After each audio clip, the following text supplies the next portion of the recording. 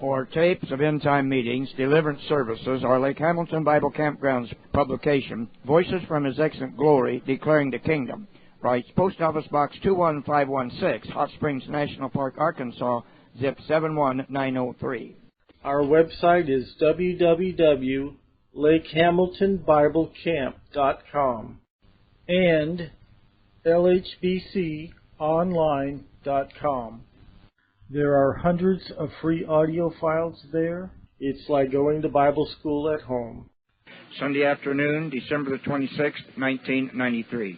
Midwinter Family Camp Meeting being held at Lake Hamilton Bible Campgrounds, Hot Springs National Park, Arkansas. Glenn Miller is the speaker of the afternoon. So this afternoon I'm going to take up about curses. When I first heard or thought about it, I didn't believe that any Christian could have a curse on them. But since then I've come to understand that there are three types of curses. There are curses that the Scripture tells us that we're under, which I didn't believe. Then there are curses that we come under because somebody curses us. Then there are curses we come under because we curse ourselves. You can curse yourself just as easily as somebody else can curse you. And of course, coming under the curses that are in the Scriptures is because you disobey the word of the Lord, or because your ancestral heritage has disobeyed the word of the Lord. And I'm of the belief that most of our sicknesses and problems, the majority of them go back into our ancestral bloodline. And I'm going to show you by the Scripture this afternoon that is true. And I'm going to tell you how we came to understand and change our thinking to the Scripture. Scripture tells us that the sins of the fathers are carried to the third and the fourth generation. In another place it says to the 10th generation. And so we're going to look at that this afternoon. And we're going to start with Leviticus chapter 3. Because this is how the Lord brought us and brought me and brought Irma and I into the understanding of the reality of curses. In Leviticus chapter 3, verse 13 reads, "And he shall lay his hand upon the head of it and kill it before the tabernacle of the congregation, and the sons of Aaron shall sprinkle the blood thereof upon the altar around about." Now, what has that got to do with curses? Well, I was teaching one night. We were looking at the applications of the blood of the Lord Jesus and the scriptural basis of the blood of Jesus in the Scriptures. And this is one verse that we used here, where they sprinkled the blood, where the priest sprinkled the blood. And there are 5 scriptural applications of the blood of Jesus. And there is a 6th that has been propagated down through the years in the Pentecostal and Baptist heritage. And that statement is, "I plead the blood." And we were dealing with these areas, and the statement, "I plead the blood," is unscriptural. And there's no scriptural basis for it. And when you deal with demonic forces and with the demon spirits, and you use that scripture, sometimes they will laugh at you because you have no scriptural basis. The only thing that the demon has to obey is it is written and correctly. And if you use the scripture incorrectly or use a crochet that is not scriptural, they do not have to pay any attention to you. And so we were studying the applications of the blood of Jesus and why the statement, "I plead the blood," is unscriptural. You know why it's unscriptural? It's unscriptural because the blood of Jesus is a free gift given as a gift, and we don't plead and beg for something that's given to us as a free gift. And there's no scriptural basis. But there are 5 scriptural bases for the blood of the Lord Jesus. I'm not going to give you the scriptures for them. It's going to take all the time we've got this afternoon for what we're talking about, and then we've probably run out of time before we get finished. But you can apply the blood of Jesus. You want to make a note? You can apply the blood of Jesus. You can appropriate the blood of Jesus. Appropriate the blood of Jesus. You can cover with the blood of Jesus. You can sprinkle with the blood of Jesus, which scripture I just read. You can sprinkle. That's 4. There's one more. It's found in Revelations 12, 11, and 12, and in other places. And what does it say? Washed in the blood of the Lamb. We can wash with the blood of Jesus. So you can use these 5 applications of appropriations of the blood of Jesus in dealing with deliverance or with healing, and they're scriptural. But so we were studying that. That's what we were studying. And I read this verse here, the 13th verse of the 3rd chapter of Leviticus, as a basis for one of our scriptures of the study that night. And right across the page on verse 6 of chapter 4 is another verse that is similar to this 13th verse. But I finished reading this chapter. It had nothing to do with our Bible study that night. But I finished reading the chapter. And so we'll finish reading it. It says, "And he shall lay his hand upon the head of it and kill it before the tabernacle of the congregation. And the sons of Aaron shall sprinkle the blood thereof upon the altar round about. And he shall offer thereof his offering, even an offering made by fire unto the Lord, the fat that covereth the inwards, and all the fat that is upon the inwards, and the 2 kidneys, and the fat that is upon them, which is by the flanks, and the gall above the liver, and the kidneys, it shall he take away. And the priest shall burn them upon the altar. It is the food of the offering made by fire, for a sweet savor. All the fat is the Lord's. It shall be a perpetual statute for your generations throughout all your dwellings, that you eat neither fat nor blood." And so over here in the 6th verse of chapter 4 it says, "And the priest shall sprinkle the blood 7 times before the Lord, before the veil of the sanctuary." And I went on with my Bible study and did not know or realize that I had finished reading the chapter and did not understand what I had read and did not know why I had read it. There was about a dozen of us in the Bible study that night, sitting around the table here in the dining room. I don't remember which. And one of the ladies there, the Lord woke her up in the night and impressed upon her to find all the scriptures she could in the Bible about blood. And there are in both the what some people call the Old and the New, I call it the book.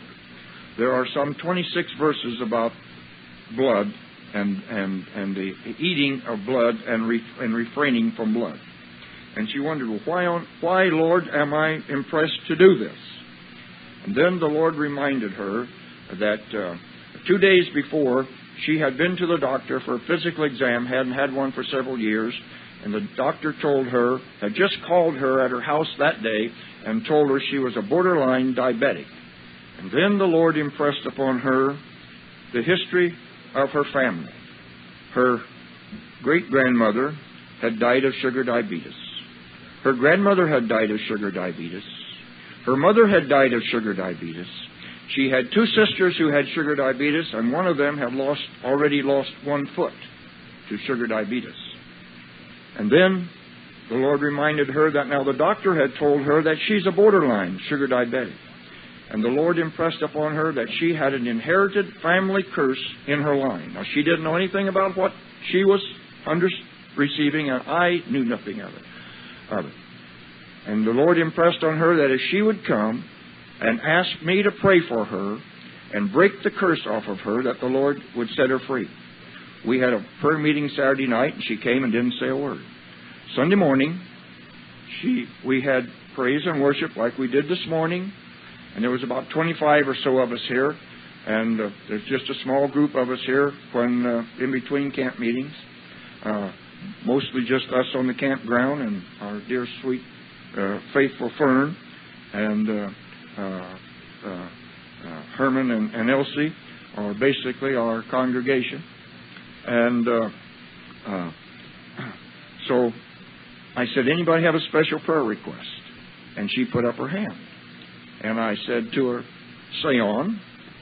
And she said what I have told you. And then she said, the Lord impressed upon me that if you would pray for me and break the inherited curse off of me that I have inherited from my family, from my family, that the Lord would heal me. And here is why she had the curse. Her great-grandmother had made blood sausage and blood pudding and blood soup.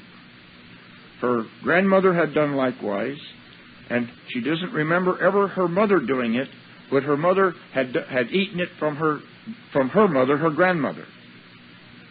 And the Lord impressed on her that she had a curse come down the family line because they had disobeyed the Word of God and had eat blood sausage and blood pudding, and it came from this verse which says, "It shall be a perpetual statute."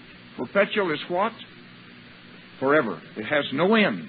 So you can't say that it doesn't apply to you, because it says it is perpetual. It applies to me, and applies to you today, just as it did the day that Moses spoke it. Some say this is Old Testament. No, this is not Old Testament. This is the book. It is the book. That you shall eat neither fat nor blood. It says throughout all your dwellings. Now, the doctors have found out recently, which God told us here through Moses, that plaque and fat is causing heart problems and causing us to have bypasses and heart operations. But God told us that back here. But we're so rebellious that we don't have to pay attention to the Word of God, so we can do what we want, and I can eat all the fat I want. Then he says you're not to eat blood. We're so rebellious that we can do that too, and it's fine. You know, in the slaughterhouses, there are a lot of men who have a cup sitting there. I've talked to men who drink hot blood as it comes right out of the animal. We were in right a little while after the Lord had showed this to us, and we were invited up into Nebraska, and we spoke at several full gospel meetings up there, chapter meetings throughout in Nebraska. And at one meeting there were, I mentioned this and made mention of it, and I didn't realize at the time that we were in the town called the Polish capital of America. Up in Nebraska, there's a town that's considered the Polish capital of America. And the Polish people all eat blood sausage and blood pudding and blood soup. And here I get up and open my mouth about this. And there were two ladies who were very obese and came up and wanted me to pray for them, in line to pray for them. But before they would let me pray for them, they wanted to argue with me that it was good, that blood soup was good energy, and blood sausage and blood pudding, that was Old Testament, and it didn't apply to today. Jesus did away with all that, and it didn't apply today. And they just kept, and I finally told them, I said, look, ladies, I'm not here to argue with you. And they all had heart trouble, they had high blood pressure, they had arthritis, and they had sugar diabetes, both of them. And all these things, and they wanted me to pray for them for all these problems. And finally I said, ladies, I'm not going to argue with you. Neither am I going to pray for you. There's a whole line of people here who want prayer, who want deliverance from doing this here, and I'm going to pray for them. I'm sorry. You go see Irma and talk to her. Irma says, thanks, Glenn. She was sitting over at the side. I said, you go talk to her, and she'll pray for you, but I'm not going to. And I moved them out of the line and went on. So that, and I've been told that by others since then, but this was right after I hit the opposition head on. So you see, you can do what you want. So I had to find now, but when this happened that Sunday, and she said, the Lord said, if you'll pray for me, the Lord will heal me. And I said, okay, if the Lord said so, I'll do it. So there was 9 people who stood up in the congregation and asked prayer. Now, some of you have heard this 2 or 3 times, but you can probably get up here and maybe fill in where I leave out.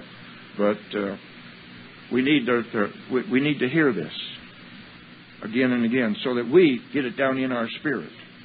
Just like what Irma's going to talk on tomorrow about don't bring any abominable thing into your house, and how the Lord brought that to our understanding.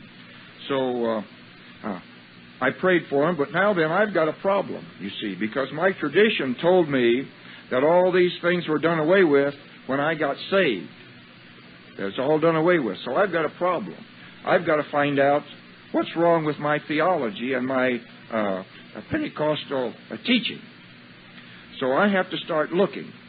So I begin to find, and we're going to look at now at some of the things that I begin to find to show me that what the Lord had shown to her and why these curses still existed.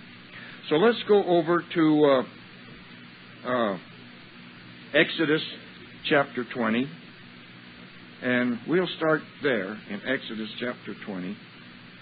And in Exodus 20, it says, "And God spoke all these words, saying."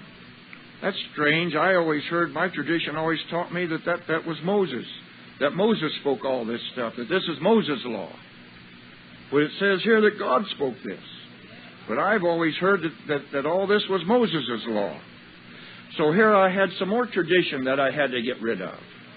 Because I found that it's God speaking and not Moses. Moses is just God's mouthpiece repeating what God told Moses to say. So it's not Moses' law, it's God's law. And it says, and he says, "I am." You can't get any better than that. Because he said, "I am the I am that I am." Moses, you tell them that's who I am. "The Lord thy God, which hath brought thee out of the land of sin, and out of the house of bondage. And you shall have no other gods before me. You shall not make unto you any graven image." Americans have lots of graven images. Automobiles and boats and football and basketball and bowling and all kinds. They got all kinds of graven images. "Or any likeness of anything that is in heaven above, or that is in the earth beneath, or that is in the water under the earth." Now there's nothing wrong with the boat and the car and all of that if it's done in as its right place. And there's nothing wrong with fishing and hunting until it becomes your God and you stay home from church to watch the World Series when you're supposed to be in church. Then that's your God. Just plain and simple, that's your God. Then he says, "Thou shalt not bow down thyself to them nor serve them. For I, the Lord thy God, am a jealous God, visiting the iniquity of the fathers upon the children unto the third and the fourth generation of those that do not obey my word." Now, King James says, "hate me." That is an erroneous translation. A correct translation is, "those that do not obey my word." So I've marked out in my Bible the words that hate me and have written in that do not obey my word. For that is a correct translation. And that's what you should have there. And some of the translations translate it in that way, say that. But it goes on to say, "Showing mercy unto thousands of them that love me," and do what? "Keep my commandments." Keep my commandments. And then it goes on and lists what we know as the Ten Commandments. Okay, let's go over to Deuteronomy chapter 5. And in Deuteronomy chapter 5, here we find that we pick up again in verse 9 this same phraseology. "Thou shalt not bow thyself down unto them, nor serve them. For I, the Lord thy God, am a jealous God, visiting the iniquity of the fathers upon the children, unto the third and the fourth generation of them that do not obey my word, and showing mercy unto thousands of them that love me and keep my commandments." Now we're talking here about having other gods before us. We're talking about witchcraft and sorcery, and these things would fall into this category because that is another god. We're talking about heathen worship and these areas and disobeying the word of God. This is what we're talking about here. This thing to the third, we're talking about eating blood soup and eating fat in excess when the Lord says we're not supposed to, and we can inherit sugar diabetes and heart trouble, and we can inherit all these other areas because of disobedience to the Word of God. They come down the family line. Joel tells us that in the last days He's going to cleanse our blood that has not been cleansed. I believe that we're at the day when the Lord's beginning to show us and bring to the understanding that the Lord is cleansing our blood so that we are not susceptible to these diseases and infirmities that are in the world. I believe that we are of it, are in it, but not of it. And I believe as we come to the understanding of these things, we will have health in all of our flesh. I'm going to get sidetracked a lot as we go along here, so anyway, I believe that if you die before you're 70 years old, God, the devil, Satan, has robbed you of your life. And I believe that we have a promise of 120. And I believe that if you that by disobeying the word of the Lord and then not coming into repentance to it, that it gives Satan a right to you in areas of your life that can bring diseases and infirmities upon you. But if we take the word of the Lord and live in the light of it as we come to the understanding and knowledge of it and apply and appropriate it to us, we can come into new life and reverse the spirit of death that dwelleth in us. And I believe that as Moses was promised 120 years, and that promise has never been taken away, that we each one are entitled to 120 years of life. I believe that. And I declare that I shall live and not die. Come on, say that with me. I shall live and not die. Devil, I shall live and not die until the time that the Lord calls me home. I'll not die until that time. Devil, you'll not steal from me.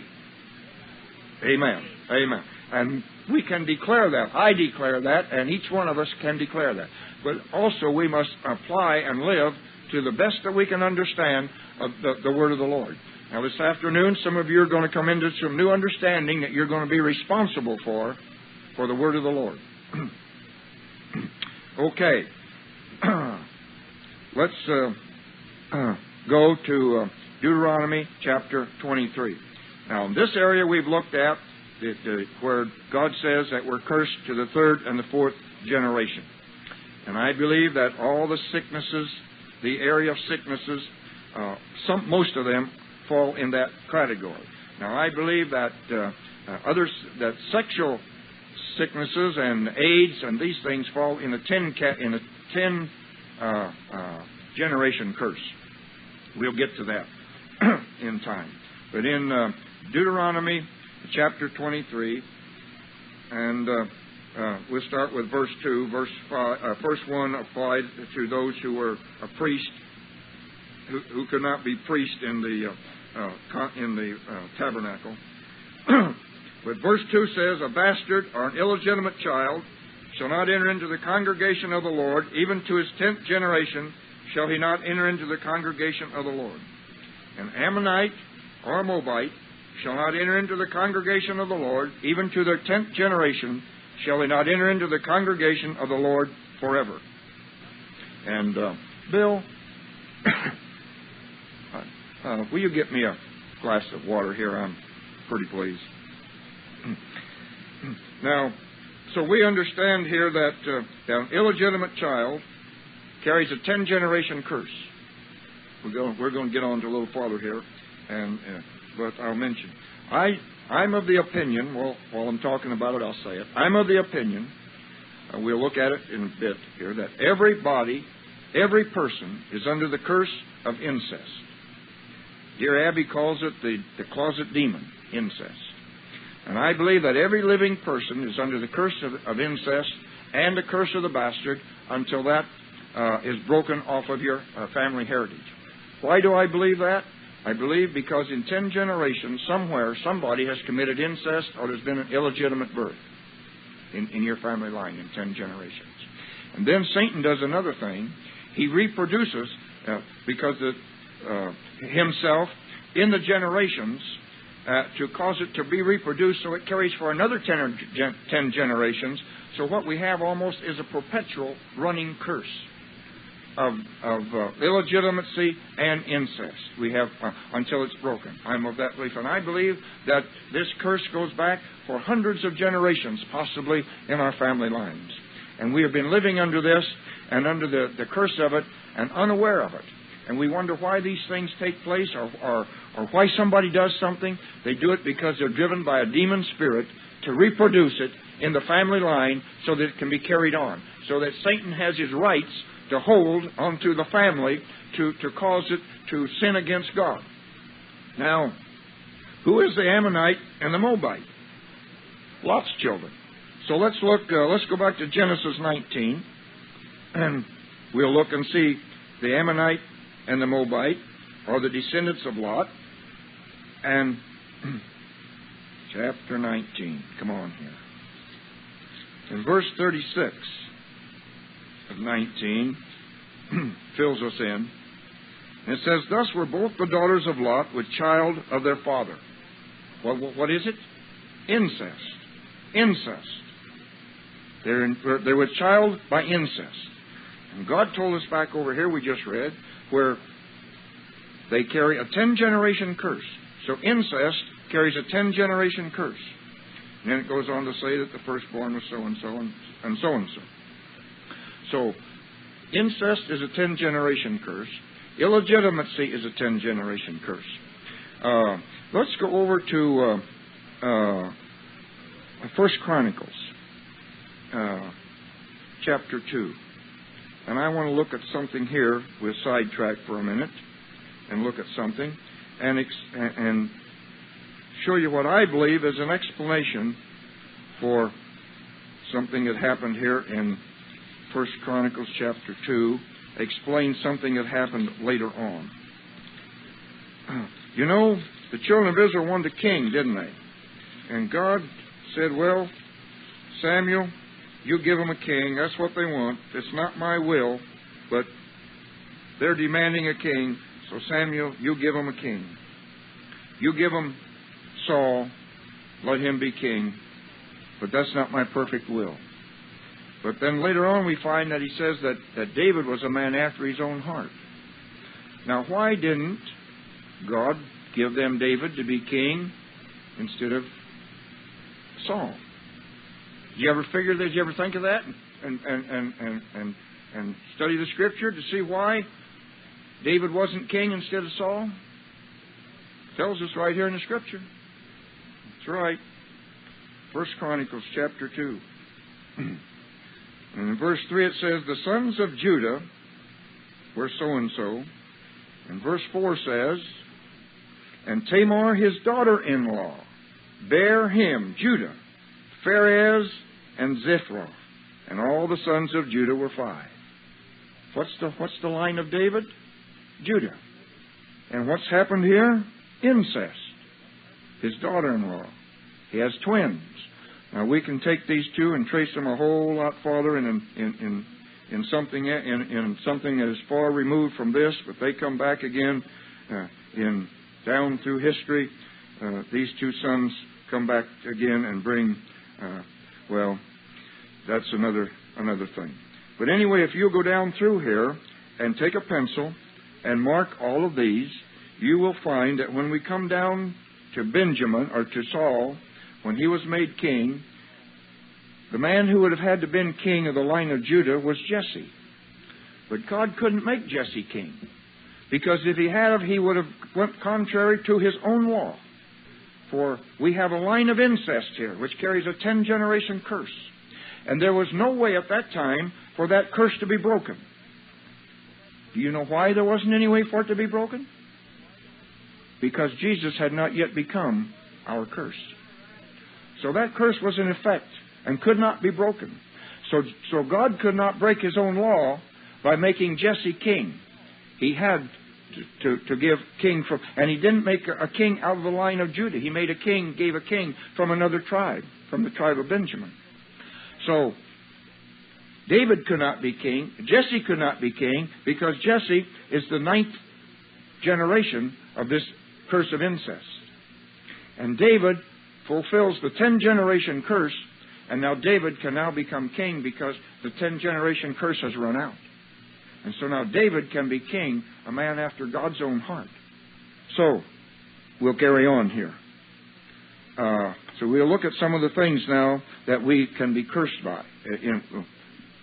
There's lots. Well, let's go to Leviticus chapter 18. And let's look here. We'll pick up in Leviticus. But as you study all these other little side things, rabbit trails, some people say, show up. And as you study, you see, something's the matter here. You start looking it up. And you find these little things that are there all the time, but we just have to dig and find them and then appropriate them. But back in Leviticus chapter 18 now, we find again that it says here, and the Lord spake unto Moses, saying, now see, the Lord said it. It's not Moses' law, it's Lord. Speak unto the children of Israel, saying, I am the Lord your God. After the doings of the land of Egypt, or the land of sin, wherein ye dwelt, shall you not do.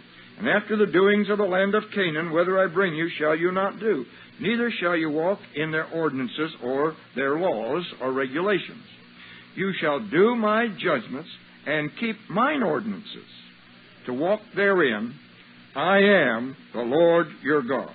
You shall therefore keep my statutes and my judgments, which if a man do, he shall live in them. I am the Lord. So if you want to live, then you study the word of the Lord and apply and live by the word of the Lord. By what it said. Verse 8, we're going to skip down through here. Verse 9 says, the nakedness of thy... I want to go back here to verse 6. Is that what I want? Yeah, verse 6. None of you shall approach unto any that is near of kin. In other words, he says, this you shall not do. You shall not do this. And in verse 9, it says, the nakedness of thy sister, the daughter of thy father, the daughter of thy mother, whether she be born at home or born abroad, even their nakedness thou shalt not uncover. Now that scripture is a compounded, I don't know how to put the English together, but that's a compound scripture, verse, because it covers every aspect of a married family.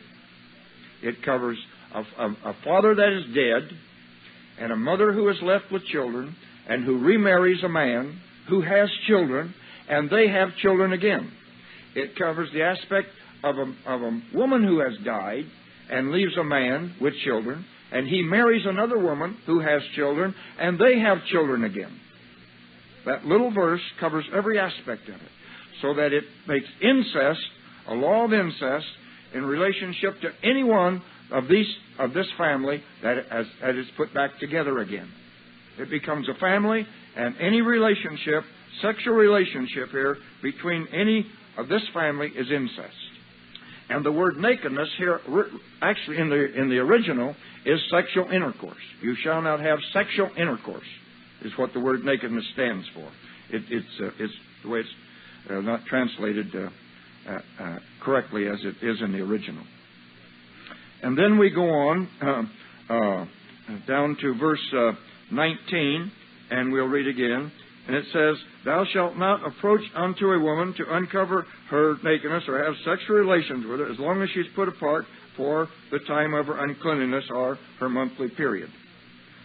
The Lord says, you shall not have relations with her. Then we go on down to verse 21, and it says, you shall not let your seed pass through the fire to Moloch, neither shalt thou profane the name of the Lord thy God. I am the Lord. Abortion. No, that's you shall not participate in abortion. And then verse 30. Well, wait a minute here. I missed one here. I want to read 22 and 23 also. It says, thou shalt not lie with mankind as with womankind. This is an abomination. Homosexuality, lesbianism. And verse 23 says, neither shalt thou lie with any beast to defile thyself therein. Neither shall any woman stand before a beast to lie therein. It is confusion. The Lord here says, see, all these things, he says, you shall not do these things. Bestiality. He says, you shall not do them. Then, in verse 30, it says, therefore shall you keep mine ordinances, that you commit not any one of these abominable customs, which were committed before you, that you defile not yourself therein. I am the Lord your God. And verse 1 of chapter 19, verse 1 and 2 says, and the Lord again spake unto Moses, saying, speak unto the congregation of the children of Israel, and say, you shall be holy. For I, the Lord your God, am holy. Now, as I mentioned, that used to bother me, because I used to say nobody can be holy. But I have found out that the Lord expects us to strive and try to determine to be holy. And when we err, we have an advocate with the Father, and we're to be quick to repent and say, Lord, I'm sorry, and repent. Okay, we go over to chapter 20 now, and we pick up again in chapter 20 the same things that we have just went over in chapter 18. However, there's a different thing added to chapter 20. And we'll start with verse 1, and it says, And the Lord spake unto Moses, saying, Again thou shalt say to the children of Israel, Whosoever he be of the children of Israel, or the stranger that sojourneth in Israel, that giveth any of his seed unto Moloch, he shall surely be put to death. He shall surely be put to death, and the people of the land shall stone him with stones. Now here, abortion carries a death penalty. And I will set my face against that man, and will do what? Cut him off from among his people, because he hath given of his seed unto Moloch to defile my sanctuary and to profane my holy name. But you notice it isn't only the children of Israel, it's all of those who are with them as well. That's in the congregation with them. It applied to everybody, not just to the children of Israel. And I will set my face against that man, and will cut him off from among his people, because he hath given his seed to Moloch to defile my sanctuary and to profane my holy name. And if the people of the land do in any ways hide their eyes from the man when he giveth of his seed unto Moloch, and kill him not, then I will set my face against that man and against his family, and will cut him off, and all that go whoring after him to commit whoredom with Moloch from among their people. And the soul that turneth after such as have familiar spirits and after wizards to go a whoring after them, I will even set my face against that soul, and will cut him off from among his people. Sanctify yourselves therefore, and be ye holy, for I am the Lord. And ye shall keep my statutes and do them. I am the Lord, which sanctifieth you. He doesn't say keep them if you want to. Think about it, and if you think it's all right, why do it. That's not what he says. He said, you shall keep my statutes. Gives us no. But there's something else that he says here. Before he said, you shall not do these things. But you notice what he says now? He says, you will be cut off from among the people. Be cut off. Now, you can be cut off without being stoned. You die of heart disease, die of sugar diabetes, die from AIDS, die from kidney problems or liver trouble, or die from some blood disease, or many other things. Over here in Deuteronomy, it lists a whole list. I think there's about 50-some items that it lists there that we can be cut off by, that we can get and be cut off from. Assumption and fever and blindness and all kinds of things that we can be cut off from the land of the living because we disobey the word of the Lord. So if we get sick, we need to first of all ask the Lord what's wrong with us so we can repent and get that cleared up, and then there's more likely to be healing for us. But we need to stand and declare that we'll obey the word of the Lord and we'll live and not die. Okay, verse 15 again says, if a man lie with a beast, he shall surely be put to death. And you shall slay the beast, and if a woman lie with a beast, you shall kill the woman and the beast. They shall surely be put to death, and their blood shall be upon them. And now here again we're back. And if a man shall take his sister, same little verse we read before, his father's daughter or his mother's daughter, and see their nakedness, have sexual relations with them, and she see his nakedness, it is a wicked thing, and they shall be cut off in the sight of their people. He hath covered his sister's nakedness, and he shall bear his iniquity. Again, it says they'll be cut off. Okay. Verse 18 says, and if a man lie with a woman having her monthly period, and shall uncover her nakedness, he hath discovered her fountain, and she hath uncovered the fountain of her blood, and both of them shall be cut off from among their people. You get sick and die. And I'll be frank with you. I read that verse, but I never saw it, really. Read it and never saw it. Like I've read lots of things. Like I've read what we're reading here, lots of things I've read lots of times and never saw what I read. But the Lord says here that in another place it says there's 7 days that's set aside for a woman's time of her period. But the Lord says that we're not to have sexual relations during the time when the woman has her menstrual period. And that will be cut off. Now, we have found that one of the main ways that people get cut off is they have prostate trouble, and women has female problems. And if you have ever participated in that, you need to repent, ask the Lord to forgive you, then ask the Lord if you have any problems in this area, even if you don't have. Ask the Lord to forgive you and break any curse of female problems or prostrate trouble. And break the curse of it off of you before it takes effect in your body. Because you're subject to that curse if you have participated and done this when God says it's an abomination to Him. Okay, let's hurry on here. Verse 22 says, "You shall therefore keep all my statutes and all my judgments and do them, that the land whither I bring you to dwell in will not spew out of the land." And verse 26 says, "And you shall be holy unto me, for I, the Lord, am holy, and have severed you from other people, that you shall be mine. And if a man also or woman that hath a familiar spirit, or that is a wizard, shall surely be put to death, they shall stone them with stones, and their blood shall be upon them." Boy, we've got a lot of people involved in card reading and the zodiac and all of that, and it's all in all the newspapers.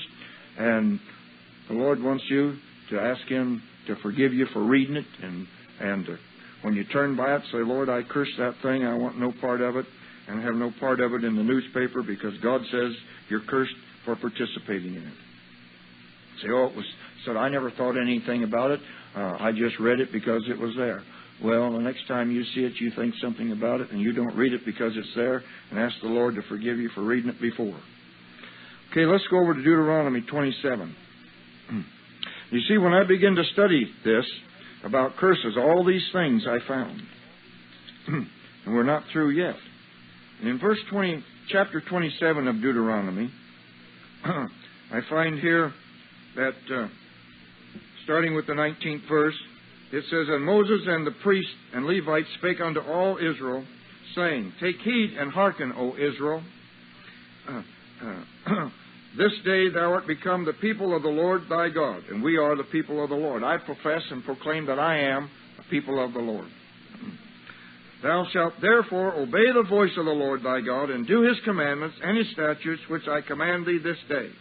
And Moses charged the people, saying that these shall stand upon Mount Gerizim to bless, and then the other shall stand upon Mount Ebal to curse, and specifies which tribe shall stand which.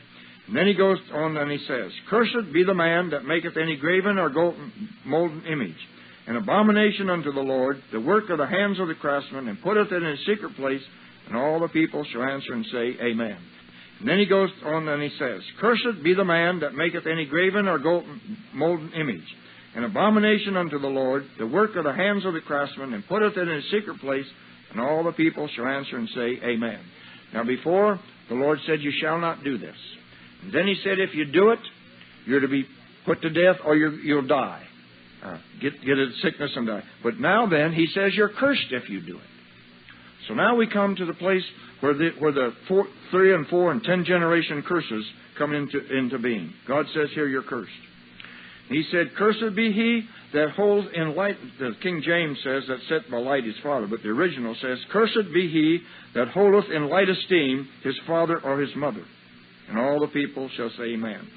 "Cursed be he that removeth his neighbor's landmark." We don't have too much problem with that today, but we have, because they had a pile of stones, and that was the landmark.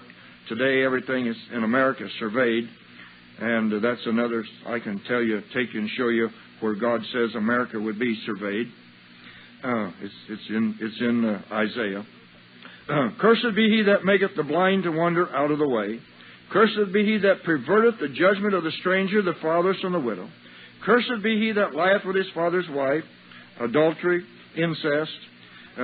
"Cursed be he that lieth with a beast," bestiality. "Cursed be he that lieth with his sister," incest. "Cursed be he that lieth with his mother-in-law," incest. "And cursed be he that taketh a reward to slay an innocent person," murder. And then it says, "Cursed be he that confirmeth not all the words of this law to do them." And all the people answered and said, Amen. So God says if we don't obey the law, then we're cursed because we do not obey the law. that He has given to us here, that we're cursed. And then it goes on over, and there's more curses, and then it lists pestilence that shall come upon us if we disobey the word of the Lord.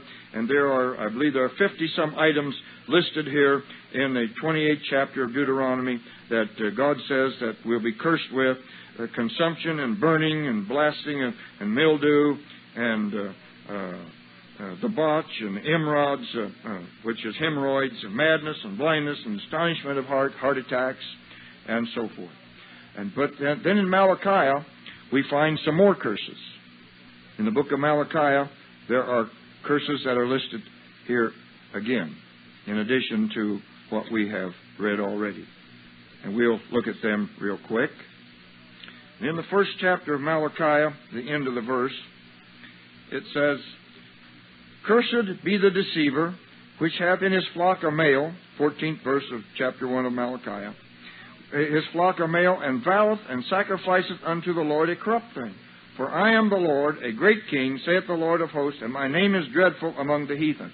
So the Lord says that if you vow a vow to the Lord, make a vow to the Lord, and then break your vow, you're cursed. The Lord here is talking about them bringing an animal, a ram or a lamb or a bullock or a heifer to the Lord as an offering, or giving the Lord an offering of a portion of the field, the tithe of the field, and they find an animal that is better than the one that the one they gave is the best they've got in the flock, and they take a different one and give to the Lord as a sacrifice instead of the best one they've got. The Lord says they're cursed for doing it. The Lord says if they take a portion of their field and gave it to the Lord, and that portion of the field turned out to be the best portion on the field, and they kept it for themselves and give the Lord this other portion over here who didn't grow quite so well and bear so good, God says you're cursed. God says if you make the Lord a vow and don't keep it, you're cursed. If you make the Lord a vow and you can't keep it, then you should ask the Lord to forgive you, and ask the Lord to tell the Lord you can't keep the vow and you weren't able to keep it, and ask the Lord to forgive you for it, so you're not cursed. And then it goes on to say, "But now, O you priests, this commandment is for you. And if you will not hear, and if you will not lay to heart to give glory unto my name, saith the Lord of hosts, I will send a curse upon you, and I will curse your blessing. Yea, I've cursed them already, because you don't lay it to heart, or you don't believe it. You don't believe it." So today we understand that the head of every house is the priest of the house. So we've got a lot of priests who are responsible to bring praise and worship and give glory unto the Lord. So as the head of the house, we're responsible to praise the Lord. And if we don't, then we are bringing upon our family and upon our lineage a curse upon our family, because we don't give God the glory. Because today we are the priest of the household. Then we go over here in chapter 3, and it says, "Will a man rob God?" Verse 8. "Yet you've robbed me." But you say, "When have we robbed thee?" "In tithes and offerings. You're cursed with a curse, for you've robbed me, even the whole nation. Bring all the tithes into the storehouse, that there may be meat in mine house. And prove me now herewith, saith the Lord of hosts, if I will not open you the windows of heaven and pour you out a blessing, there shall not be room enough to receive you." I've had all kinds of people tell me that tithing is Old Testament, and I don't have to pay any attention to it. It's not in the New Testament.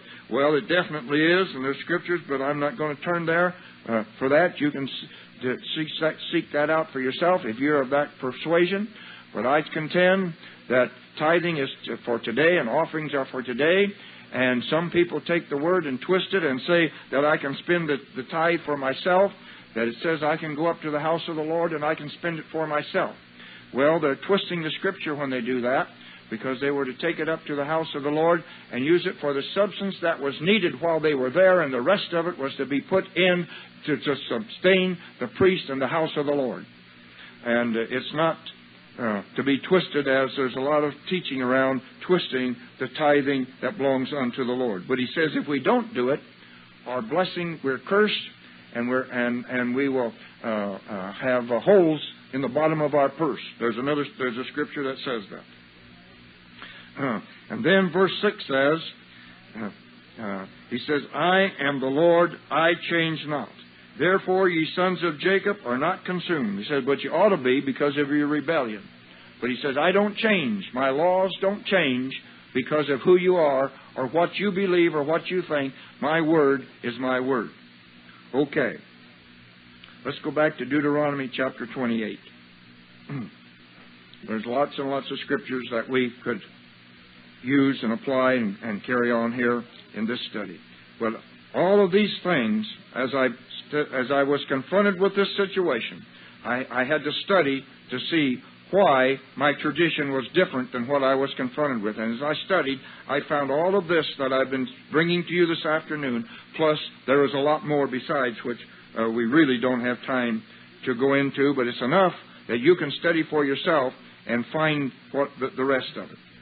Verse 45 of chapter 28 says, Moreover, all these curses shall come upon you and shall pursue you and overtake you till you be destroyed, because you hearken not or do not believe the word or the voice of the Lord your God to keep His commandments and His statute, which He commands you and me.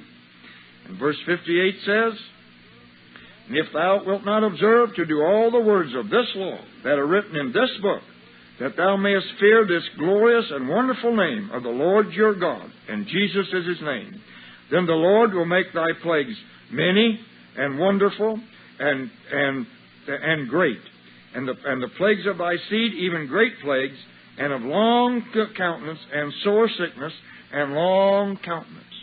It's repeated twice there. That long countenance. Continuous.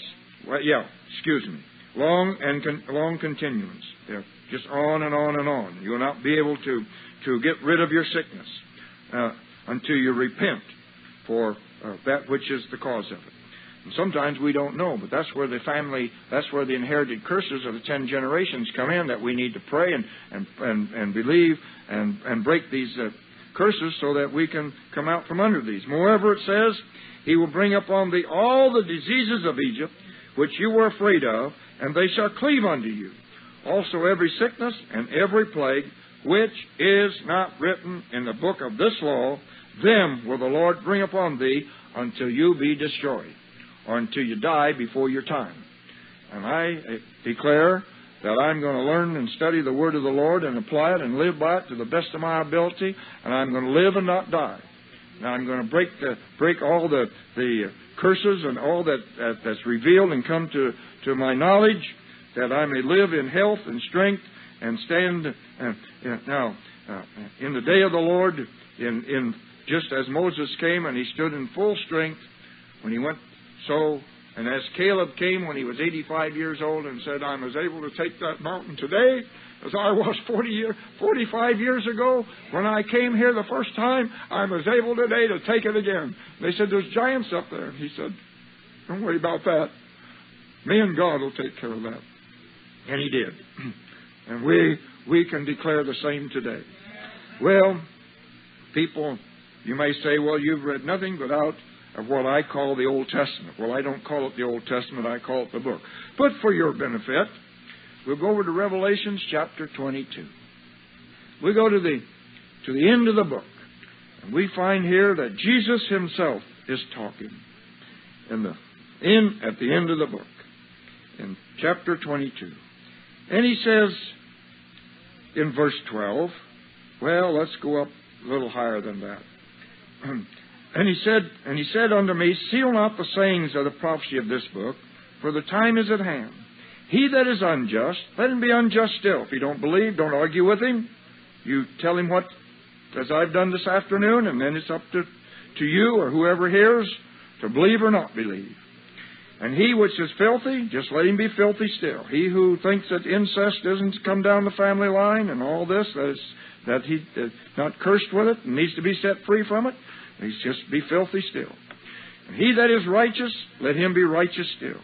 And he that is holy, let him be holy still. Behold, I come quickly, and my reward is with me to give every man according to his work. There's something else that we got a whole Bible study in. His work. I thought that I was taught in my tradition that everything was by grace. It says here that it's by work also. What is grace? Grace comes. Salvation is grace. Baptism of the Holy Spirit is grace. Healing is grace. That's grace. And then after that, to those who overcome, to the overcomer, to those who, if you're going to overcome, you got to overcome something. So there's something that you're overcoming, and to he who overcomes, according to his work, he says, I am Alpha and Omega, the beginning and the end, the first and the last. Blessed are they that keep my commandments. Oh, I thought that was all done away with. Well, Jesus says right here at the end of the book, blessed are they that do or keep my commandments, that they may have right to the tree of life which Adam gave away, and may enter in through the gates into the city. So, I believe that curses are real. And I believe they come down the ancestral line. But now then I have another problem, and so do you. How do we get rid of them? So after I found all of this, now I have to find a scriptural basis to find out where I have authority to get rid of them. Well, as when the Lord showed it to me, it became so very simple that it was almost ridiculous. And the word is simple. And anybody can understand it if they look at it just as it says. John 3:16 says, for God so loved the world that He gave His only begotten Son. So if we stop right there, all the world is saved, right? That's what it says. It says, for God so loved the world that He gave His only begotten Son. Well, we've got to finish the verse, don't we? That whosoever believeth on Him should not perish, but have life everlasting. I thank God that I'm a whosoever, and that you're all whosoevers. And so, I find that the Scripture that I took to be, that tradition told me that all the curses were gone when I got saved, I found that that wasn't true. And that wasn't a correct explanation of the verse. Galatians 3:13 says that Jesus became my curse. But just as Jesus became my salvation and He became my curse, I have to apply the fact that He is my curse. I have to accept the Lord Jesus and acknowledge that He is my Savior and appropriate and apply His blood for the cleansing of my sins. And if I don't do that, I can stay forever and ever and quote the first part of John 3:16, and I still will be unsaved. Same is true with Galatians 3:13. We must appropriate the fact that Jesus became my curse and your curse. And then as we appropriate that and apply it and say, Satan, Jesus became my curse. And I don't have to bear the curse of my ancestral heritage. And I can be free from it. I appropriate the fact that Jesus became my curse and bore it on the tree for me. And then we have the authority to set and break the ancestral curses, or the curses that you have gotten yourself under, that will go down to your children and grandchildren if they're not broken. We have the place and authority to do it. And so when I found that, then I understood why I could pray that Sunday morning and break the curses for eating blood sausage and blood pudding, and break the curse of sugar diabetes. Now, I'm not saying that everybody who has sugar diabetes because their ancestral heritage has ate blood sausage and blood pudding or blood soup. But I do know that that is one cause of sugar diabetes. I know that I know that I know it. And hyperglycemia also. But there are also other causes that can be of that also. I know that I know that I know that he who eats too much fat will have plaque and has stopped up arteries. I know that I know that. So no argument that you can argue can change me. Now I also know that I know that I know that we also come under these other curses when we disobey the word of the Lord and participate in these areas and give Satan a right to our life through when we disobey the word of the Lord. I know that I know that. Now, I don't know what all these other curses produce in our line in infirmities, However, I know there that in Deuteronomy 28 there are 50-some items listed that God says He'll visit upon us if we disobey His word. Would which one of those apply to what curse that we have, or what might be that would allow that curse to come down? I don't fully understand yet. But I believe that we are gradually coming. The Lord is revealing to different parts of the body of Christ these areas, so that we come to an understanding where we will know what sickness is from where, and what we need to do and repent of in order to be free from it. I believe that. And I believe we're coming to that. And I believe that the Lord is revealing that to... Now, I'm not the only person that the Lord has showed this to. Now, at the time that the Lord showed it to us, I didn't know anybody else who understood this. But, you know, the Lord don't just give these things to just one person and then you're the only guy that knows it and you got to come to me for all that. That's not so. The Lord don't do that. When somebody comes to a truth, you'll find somebody else who also the Lord has shown that truth to. And so don't get the big head and think that you're the only one who knows how to teach or knows what about it, because there's others in the body of Christ that the Lord shows these things to as well. And then it's confirmed as you meet different people, or different people come by and said, oh, I heard somebody else, the Lord showed that to somebody else. And that's what the Lord is doing. He's showing to the body of Christ how we can come to holiness and righteousness and live without disease and infirmities in our bodies. Now, we're still all plagued with some things. I got a problem with glasses. And I know how it started. I was in an accident when I was 15 years old. Had this side of my head mashed up in a car accident.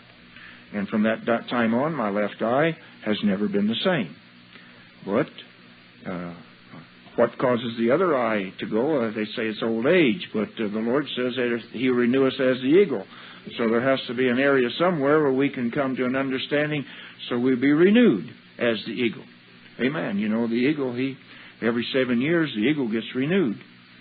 And I don't know if you... But that's the truth. And we've got a tape back there somewhere in the archives about the eagle and how he renews his youth. And the Lord calls us to be as the eagle and come unto Him. We learn to be renewed also. We have to learn how to take care of our body, that we don't sin in what we put into our mouth and what we eat. And there's another whole can of worms there about what we eat. And anyway, I'm not going to teach on that, but I believe the Lord showed that to us back in 1965 by a sovereign act of God. He showed us that we were to watch what we ate. And from then on, we have been obeying it and learning more about it and obeying it to the best of our ability. There will be nothing called unclean served to you in this place.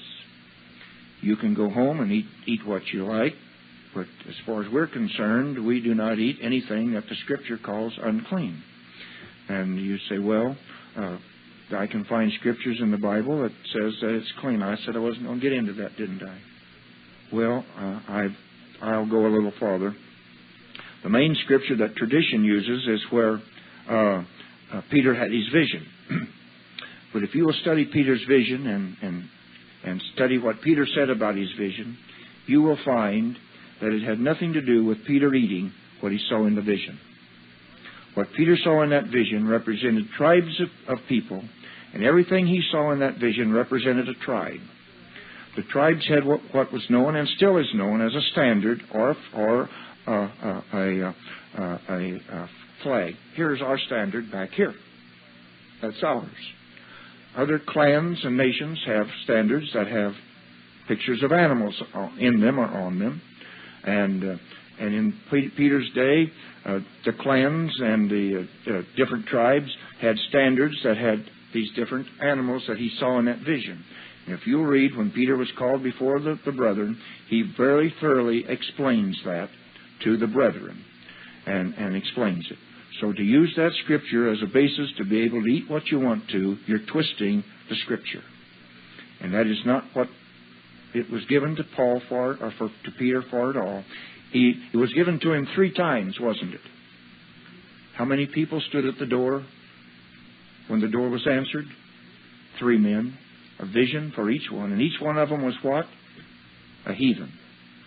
Scripture says, the mistranslation says Gentile. That's a mistranslation. They were called heathen, and in the original Scriptures they were called heathen, and not Gentiles. I am not a Gentile. I am not a heathen. I am a child of the King, and I am not a heathen. I am not a Gentile. Amen. Well, I've got an article on one of the magazines that tells you and goes through that in great detail. And I think it's back there. I don't know if it's back there or not. If it's not, we'll find someone put out there. But I think it's back there. I think it was. Anyway. Well, we've come this far now. What are we going to do? We're going to do something about some of this. Amen? Okay. To the best of my ability, to what I understand, the Lord has given us authority to come against these ancestral curses and to break them and to set you and me free.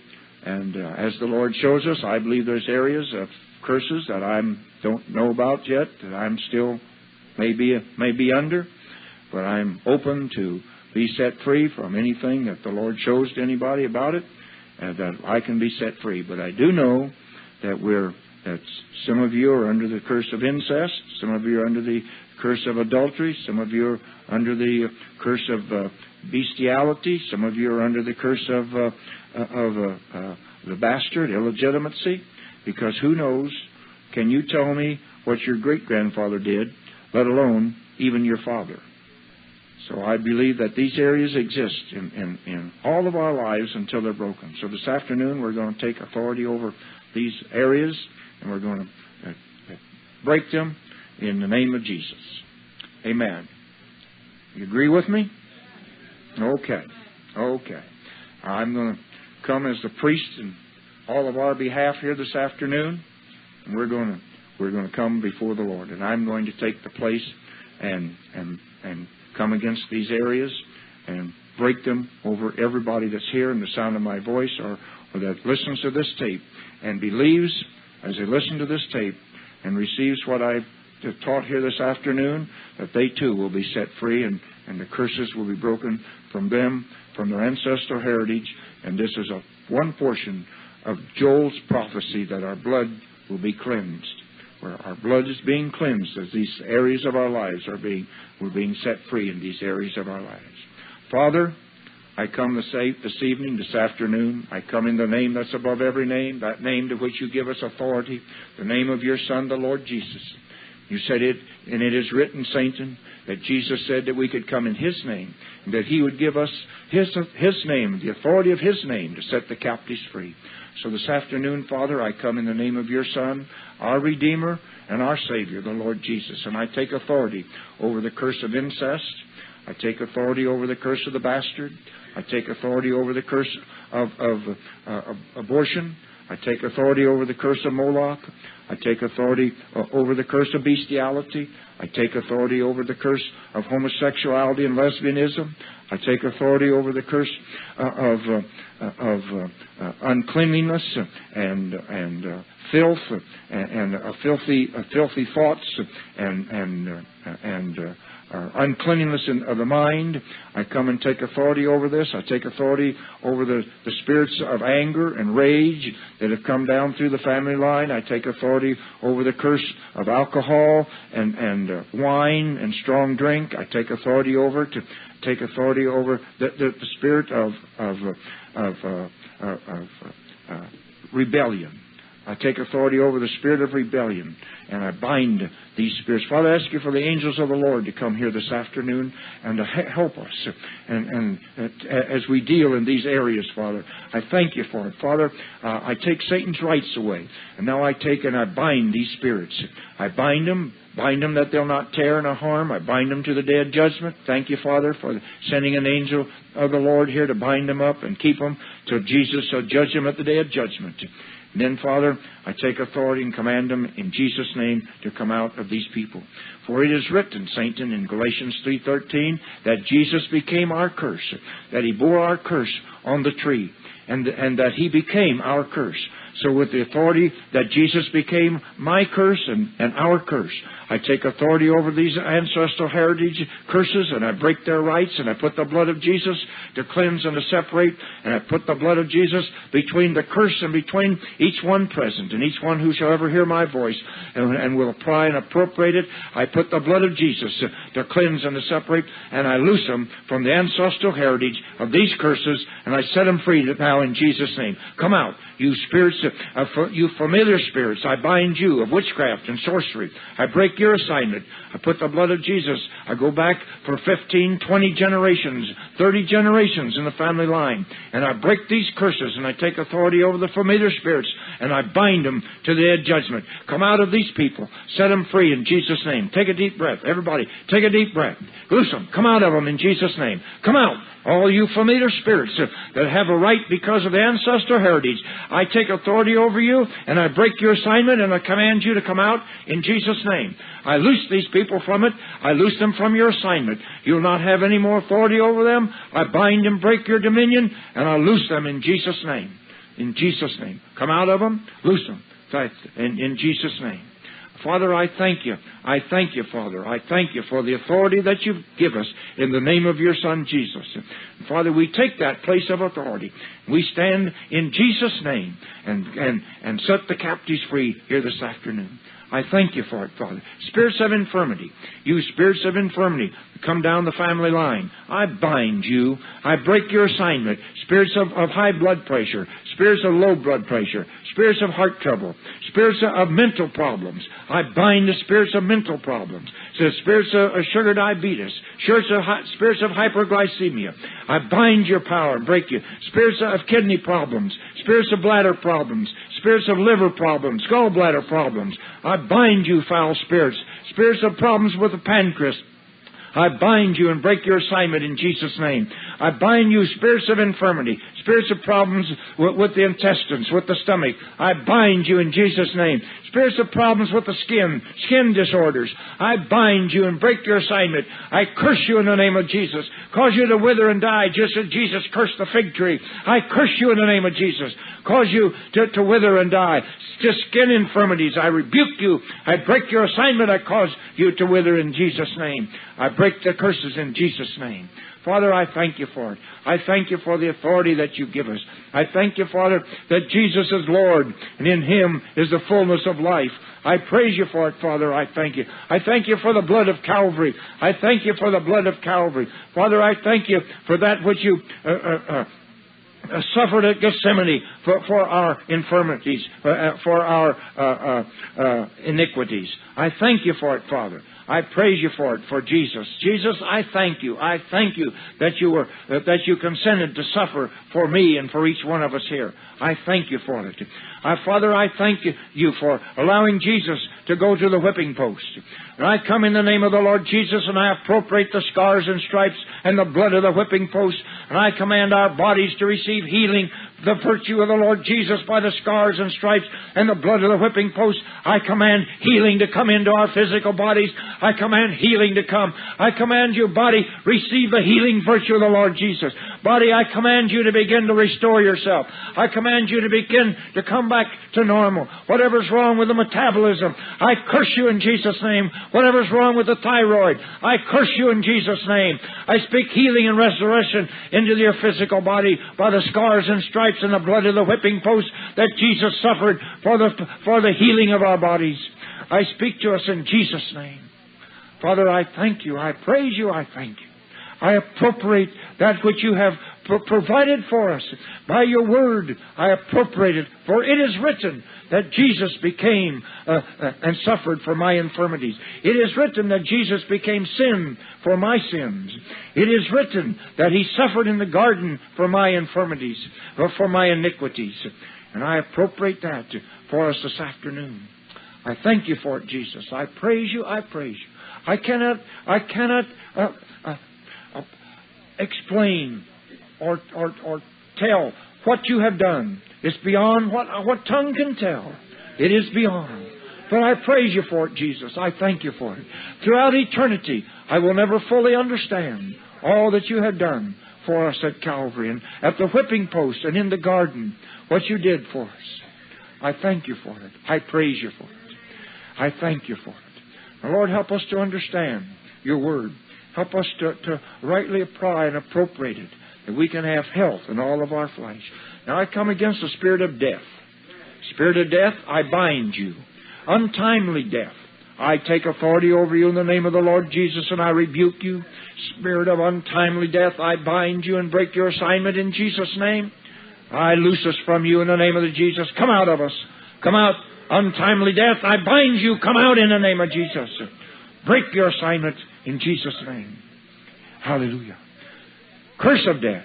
Anyone spoken against you, spoken that they wish you die, or or spoken a curse of death against you, I break it and I loose you from it in Jesus' name. I speak life to you, you shall live and not die. In Jesus' name. In Jesus' name. It is written that we've promised 70 years, 70, and I appropriate that for every one of us this afternoon. We shall live that which has been promised to us and not die. And then we shall live by the grace of the Lord, that which He gives us in the years beyond that. Father, I appropriate to us the fullness of life in Jesus' name. I praise you for it, Lord. I thank you for it. I praise you, Jesus. I praise you, Jesus. I praise you, Jesus. Hallelujah. Hallelujah. Hallelujah. Father, I come against the spirit of cancer. I come against the spirit of leukemia. I come against the spirit of blood and bone diseases. I bind your power and break your assignment over our bodies in Jesus' name. I break the curse of it.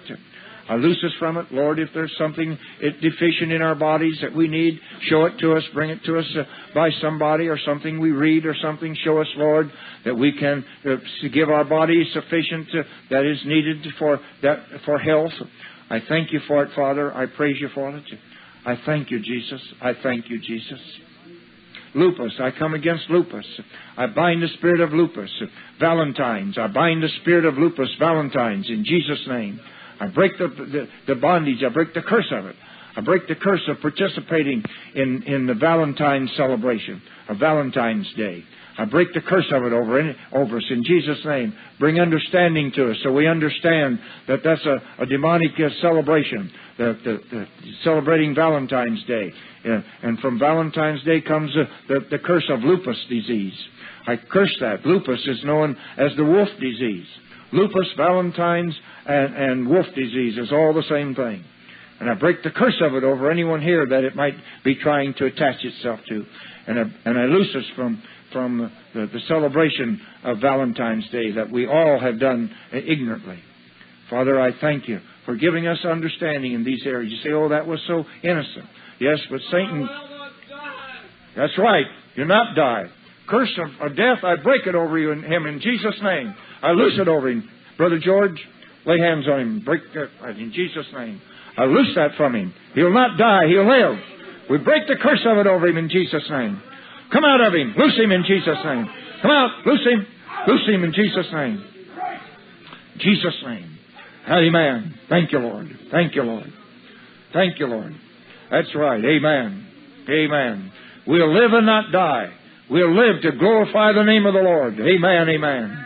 Hallelujah. Praise you, Jesus. Let's all raise our hands and say that together. We'll live and not die. We'll live to glorify the Lord. Amen. Amen. Thank you, Lord. Amen. Come out of him. Come out. He'll live and not die, devil. He'll live and not die. Come out. Come out. Come out. Come out in Jesus' name. Come out of him in Jesus' name. Right. Yes, I rebuke you.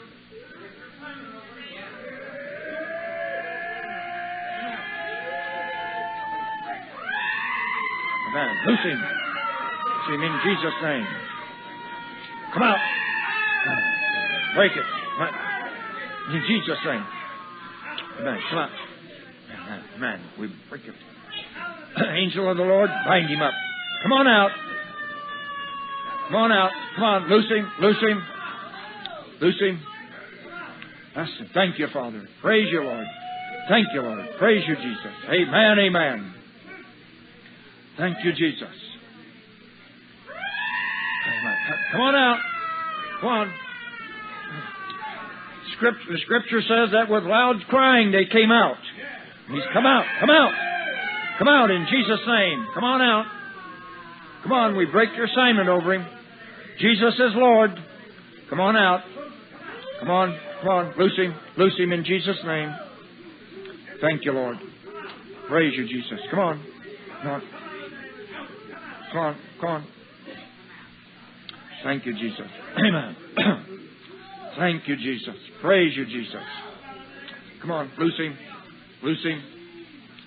Bind you. Break your assignment over him. Loose him. That's it. Come out. All unclean spirits. All unclean spirits. Come out of him. Come out.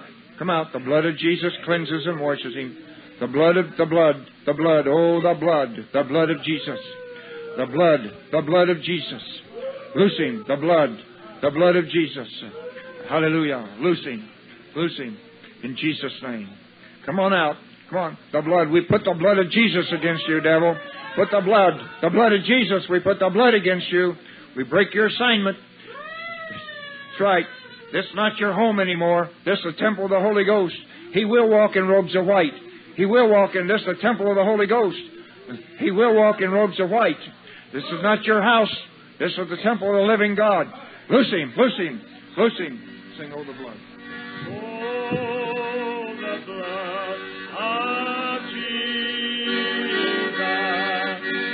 Oh, the blood of Jesus. Oh, the blood of Jesus. It washes white as snow. Oh, the blood of Jesus. Oh, the blood of Jesus. Oh, the blood of Jesus. It washes white as snow. Now let's raise our hands and praise the Lord and ask the Holy Ghost to come in every area. Father, we praise you, we bless you, we bless your name, we praise you, we thank you, Father. And Father, we ask the Holy Ghost to fill every area of our vessels has been vacated. Fill us, Lord, fill us with the Holy Ghost. Fill us, O God. Move by your Spirit in our midst. Breaking out, change us from the inside out, Lord. Move by your Spirit amongst us. Fill us with thy glory and with thy majesty. A temple of glory unto thee. We praise you, Lord. We praise you, we praise you, we praise you. Hallelujah, hallelujah. This is the end of this message.